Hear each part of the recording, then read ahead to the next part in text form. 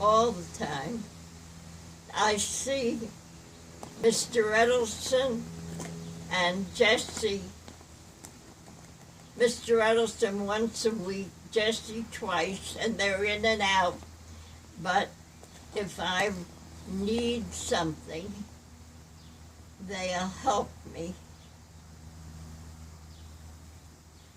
That's good. Otherwise, I'm here alone. You need a bow. You need a bow. A bow? Yes. A boyfriend. Oh. Nobody wants anybody. I don't want any old man. That's what my mom says. No. If I was a little younger, a couple of different men that I had known that lived alone, I used to cook something, bring it to them, and or take something here and wash it for and give it back to them. I tried to help them, but I didn't. No. Nothing like that. Huh? My brother lived alone. He took care of himself. But when he met Mabel, she lived on the same floor. Yeah. But when she died, he went downhill. But he had a lot of trouble. He lost one kidney with, and the way they had to cut him open, the kidney was cancerous. And then he had triple heart surgery. And Steve took me up to see him. And that's when he got out of the hospital and Laura had pulled out, left. We brought him here till he got better. She drew out what little savings they had in the bank. And then he went back with her. And everything. But Aunt when Laura he did was that. able to take care of himself and go back, she came back. I had no use for her. But I tolerated her on account of him. And then when my brother died, we went up where he lived, and Joyce gave all his clothes. There was a black man lived in one of the apartments on that floor. And he had only one chair and a table and a bed, a cot. And Joyce gave him what my brother had. And he said to her, "There's one thing I'd love to have that was," he called him Will, that was Will's. And that's the pot he used to make his tomato sauce in and bring me dinner. Could I have that pot? Aww. And Joyce gave Yes. everything to him. Yes. Very nice. Now, how old was Bill? He was only in his... Your brother, yeah. My brother was 79 when he died. Oh, wow. My sister, how old was she? I'm not quite sure, but Uncle Bill died... In 1999, I think. Yes, it was 1999. Well, Louise died in 1987. Christmas of 87, almost Christmas 88. Day. But I think my mother was What year was 70. she born? My mother was just 70 when she died. 1910. And my father died 2 years later, and he was 7 years older than my mother. So he was about 78, 79, and my brother was 79. Mm-hmm. So Louise would have been 77. My Yes, sister yes, should right. have been in her 70s. 77.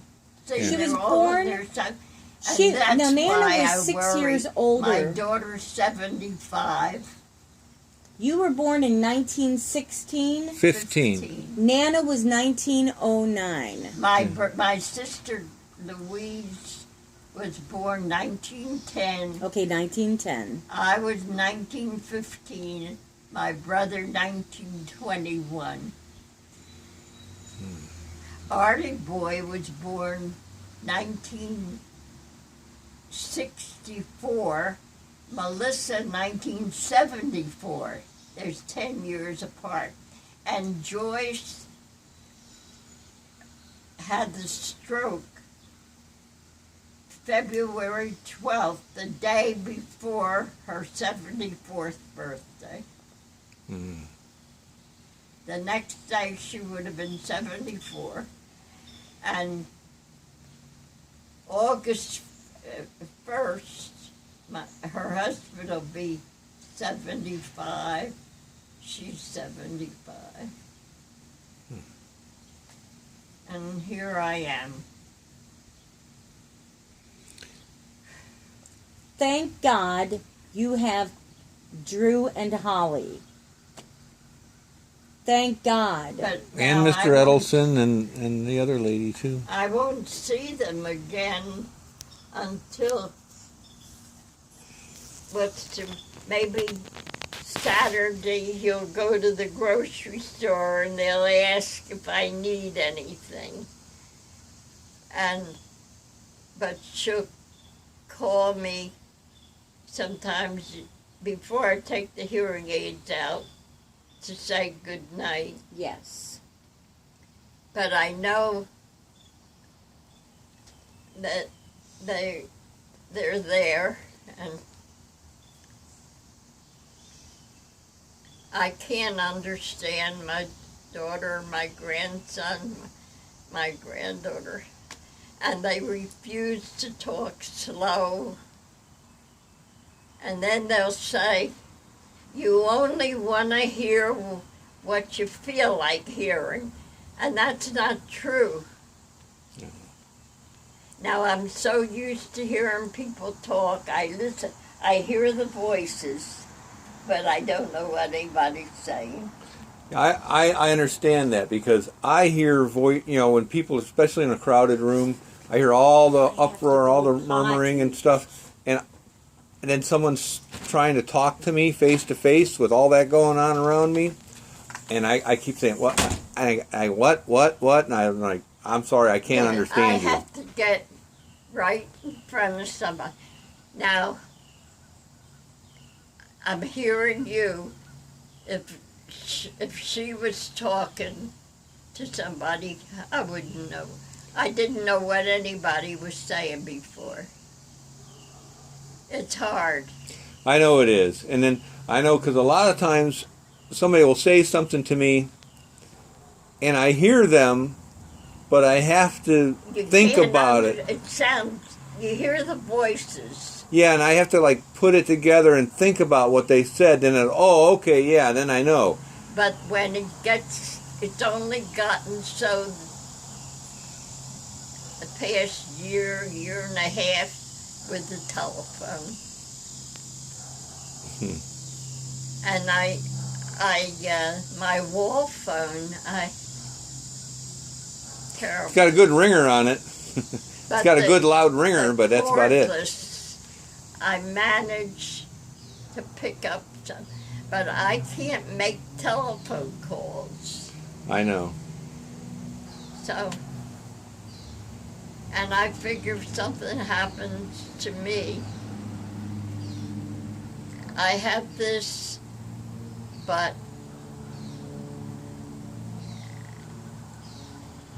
I figure if something happens, I asked the girl across the street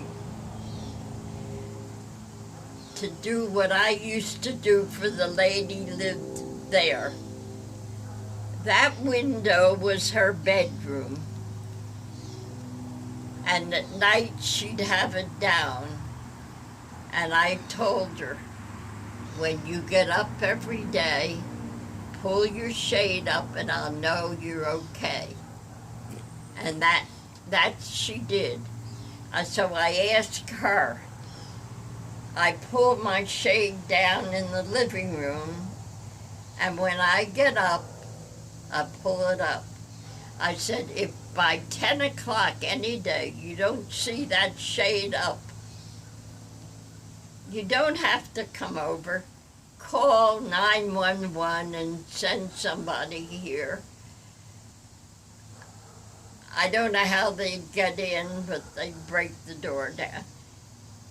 I thought she was doing it, but about a month ago, when I was real bad, or a few weeks ago, I couldn't get up and it was about 11 o'clock. I just couldn't make it, and my shade was down. When I finally did get up and pull the shade up, she was already gone, and she didn't bother. So, and over here, the young couple, I never see him. He's too busy with his drugs. Oh, that's a shame. Too much of that going around. I said there's way too much of that these days.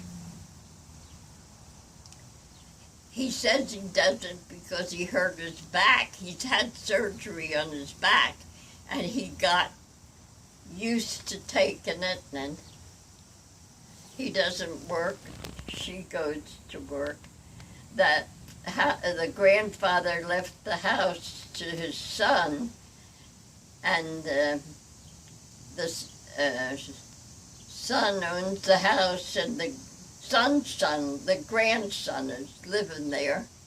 But he keeps saying his father pays the taxes, and he won't be able to live there much longer. It'll have to be sold, and he'll go live with his mother and father. He lived with 5 different women,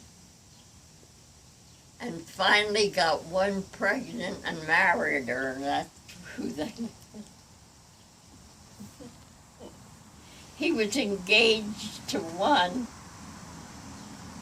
and I thought he'd finally make it, but he dumped her when he got this other one pregnant. It's awful, isn't it? It's what? It's... And then in that house, there's a woman with her son, and he's a thief and been in jail. He broke into that house when he was in high school, tore the house apart, and stole everything. He's about in his 40s now, and a year before she died, say about 4 years ago, she went to visit on Thanksgiving her son in North Jersey. He broke in there. He stole everything, every bit of jewelry. She said he even stole her wedding ring, or her husband's wedding ring. But this time, they got him through DNA. But he's out of jail. He's there, but I see him upstairs looking out the window once in a while. But the police said they doubt he's trying to hit a house around here now because they know it was him. But you can't tell. Across the street, a 90-year-old lady lived, had hard of hearing. She was upstairs in bed. He broke one window in the back, tried to get in. He couldn't get in. He went around, broke the door down, got in, and he went upstairs, and he had the flashlight on her face. And when he saw that she was awake, and so he ran out. And she said she got cold. And she went downstairs to turn the heat up, and she saw her door broken down in the window. I wouldn't hear if anybody came here. I wouldn't hear a thing. Mm. They could be in here and take everything out of the house, and I wouldn't even know it, because I'd take these out at night. You need something But where a light would come on. But I have a gun. Good. And if anybody comes near her, I'm going to use it. That's right. You know why? He came outside, and I don't want him to hear what I said. Mm. Well, you have that alarm system that's installed anyway. I don't. My alarm would go off, but Yes. I'd take that gun and I'd kill. I don't care who it is. That's right. That's right.